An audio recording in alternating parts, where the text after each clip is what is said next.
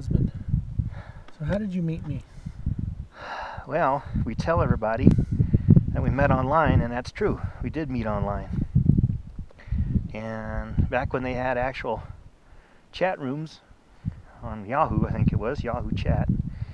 And we got to chatting about photography, and I was bragging about my shitty little Canon camera I had, and you went off on your paparazzi cam that you have, and I felt totally underwhelmed, totally outclassed.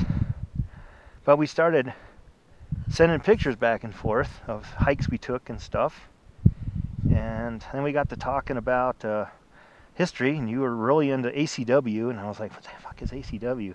I didn't want to appear like an idiot, so he kept going off about ACW, and I'm like, okay, what's ACW? Like, American Civil War. I was like, oh, yeah, okay. So I didn't want to appear like a dummy, but so that was yeah, that's how we met pretty much. Of course, chatted for a long time. I still have some of those really old emails saved at the bottom of my email server.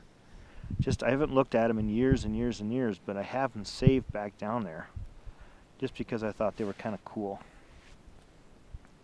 So that's how we met, as far as I remember. You might have a different story.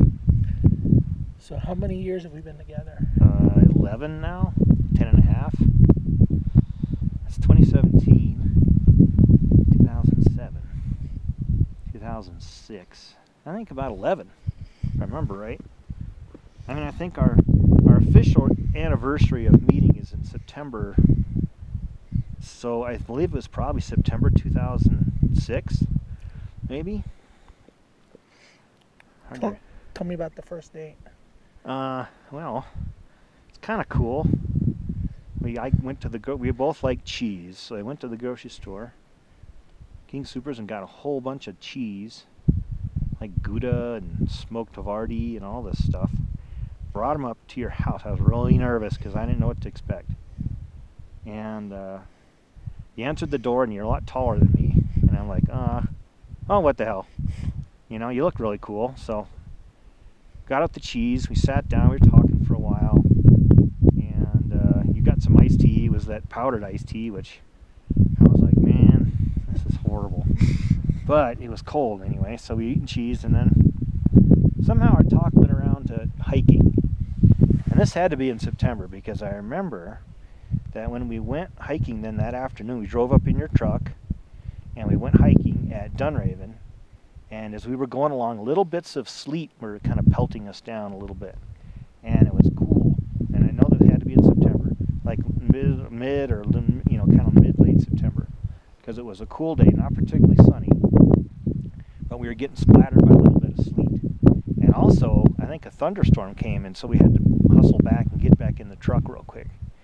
And you had told me this story about being caught in a storm on that trail. Look at that big-ass bird flying. And that's a raven. Look how big it is. And, oh, come on.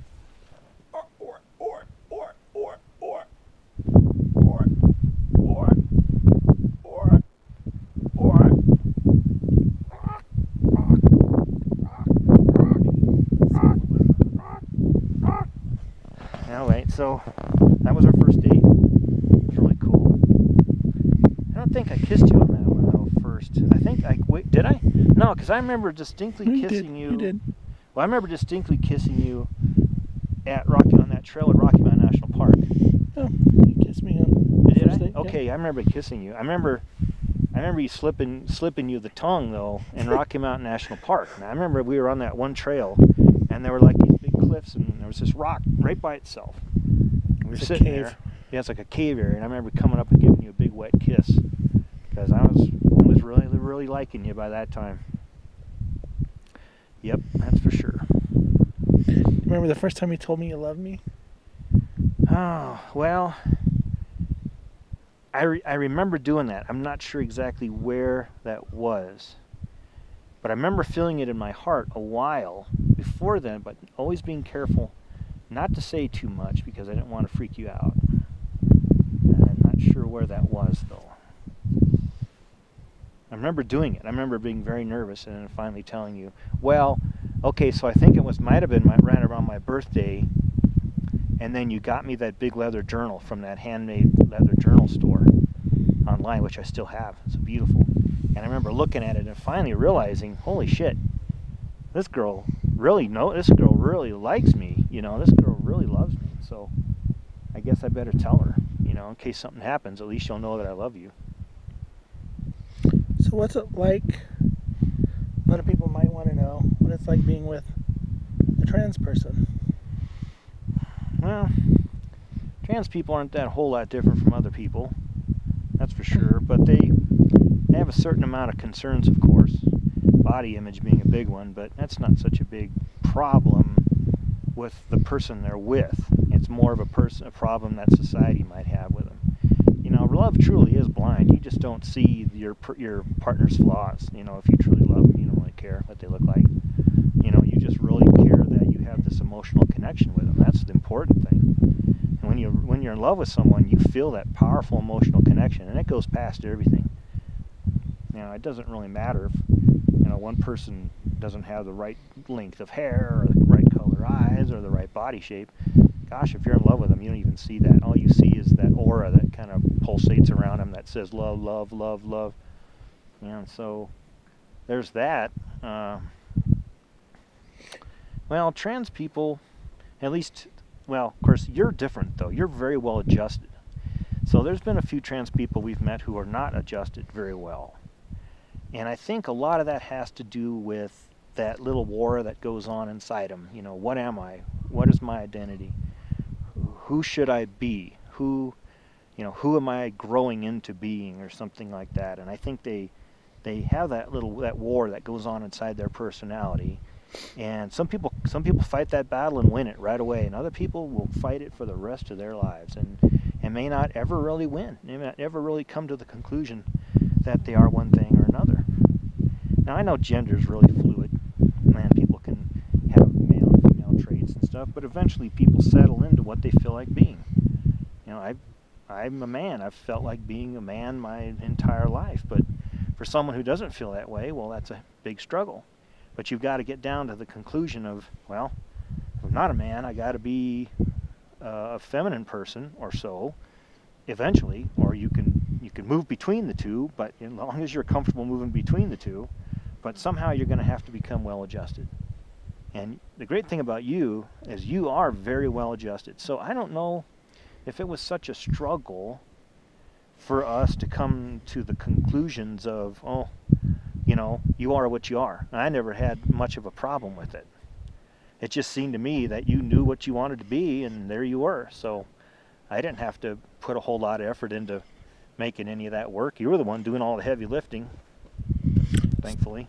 So what would your advice be to somebody who's dating or seeing a trans person, or afraid to date or see a trans person or marry him or love him? What would your advice be? Well, first thing, get everything out in the open. All right? Don't try to hide what you are. Explain to someone right off. It's like, well, I am this person and I'm in transition, or I'm working towards this, or I'm working towards a body type or a body image or a body sense of what I am, a specific body sense. I'm working towards that. And you have to let that person know right away that they're going to have to be comfortable with it.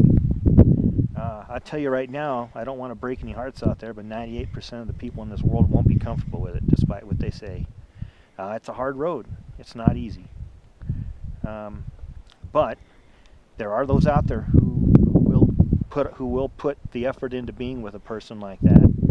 And I'm speaking, say, from a trans person who was looking. Is you should be upfront and honest right away with someone who you like. You know, mutual attraction will bridge most any kind of issues like gender, race, ethnicity, you know, even religion in some senses, although not always. But mutual attraction will bridge all that. But people have to be upfront with each other. They really do. They have to be honest. I mean, we were honest with each other, you know, and so I think that's what contributed greatly to our solid relationship. And then speaking from a person's point of view who's dated you, a trans person, and married you and lived with you for all these years and loved you all this time, I can say that, you know, 98% of the time I don't even think about you being trans. I just think about you being my wife and my girlfriend and my lover. Well, I love this guy so much. So I don't, you know, it transcends all that. I mean, not to use that word again, but you know, love conquers all that problem. And you just got to find the right person. But I'll say this, and I know that this may upset some people when they hear this. I'll say this.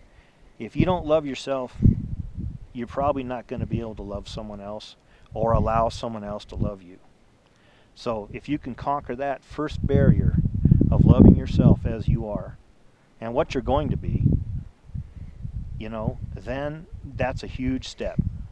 And it'll get you way farther down the road towards finding someone to love you and finding someone who you can love.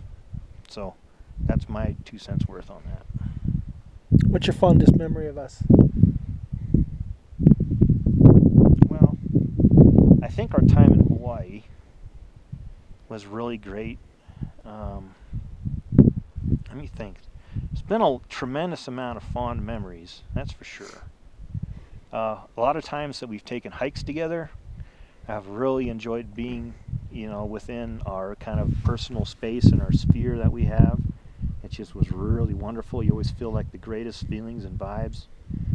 Our marriage, our wedding, was a wonderful, wonderful, perfect day. I couldn't have been any perfect or more wonderful, in my opinion.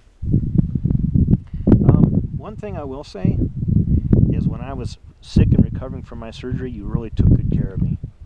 And like my dad always says, you never really find out how much you truly love someone until you have to take care of them when they're sick. And so that meant an awful lot to me. So, yeah, our fondest memories? I got a million of them. I'll tell you what I don't have, and that's any regrets. I don't regret anything being with you. So, yeah, it's been wonderful. Any final words? Well, for us, you know, that's just, we do stuff together like this, and that's why we stick together, because we're soulmates. That's what we are. We're soulmates, best friends and soulmates. If I could say this to anybody else, find your soulmate. It ain't easy, but once you do, well, then you're pretty much set. Love you, baby. Love you too.